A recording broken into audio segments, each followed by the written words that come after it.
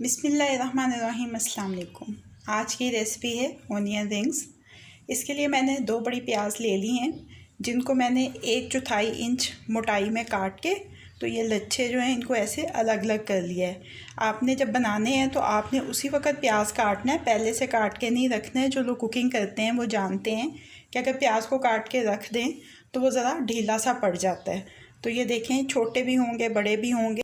इसका मेज़ा बनाने के लिए 1/4 कप या 3/4 प्याली मैदे की ले ली है।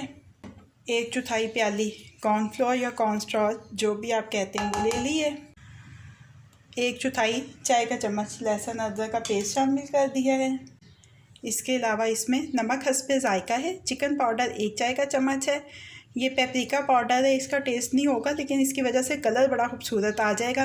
तो ये हमने आधा चाय का चम्मच ले लिया है और काली मिर्च का पाउडर भी आधा चाय का चम्मच ले लिया है। मिक्स कर लेते हैं एक दफ़ा खुश्क अज़ा को। बहुत अच्छा ठंडे वाला पानी लेना है और थोड़ा थोड़ा बीच में शामिल करना है हस्बे ज़रूरत। और इसका हमने मेज़ा तैयार कर लेना है।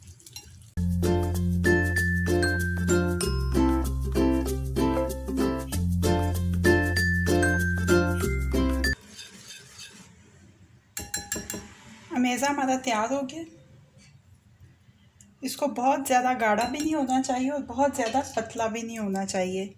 ये देखें, इस तरह से होना चाहिए। ये ब्रेड क्रम्स ले लिए हैं तकरीबन 1 कप। ऐसे रिंग लेंगे एक प्याज का, उसको ये जो हमने मेज़ा तैयार किया है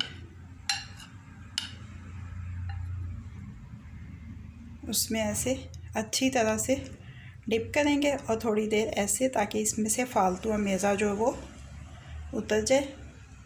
और उसके बाद ऐसे ब्रेड क्रम्स में डाल देंगे और अच्छी तरह से ब्रेड क्रम्स इसके ऊपर कोट कर देंगे।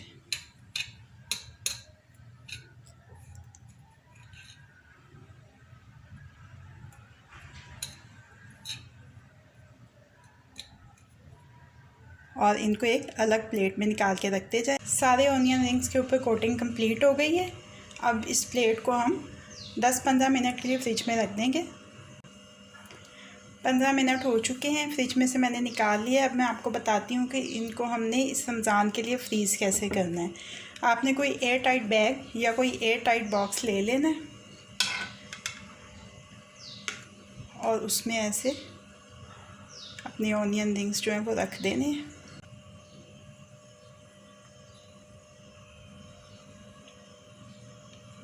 ये देखिए, इसमें रखने के बाद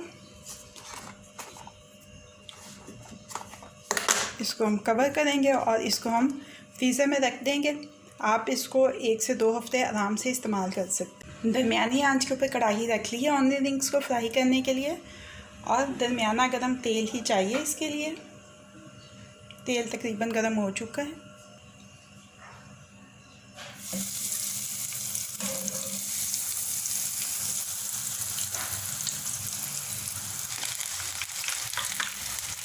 ये देखें, झटपट से फ्राई हो जाते हैं।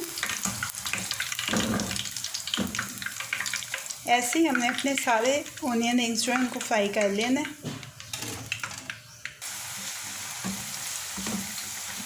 सारे ओनियन रिंग्स फ्राई हो चुके हैं।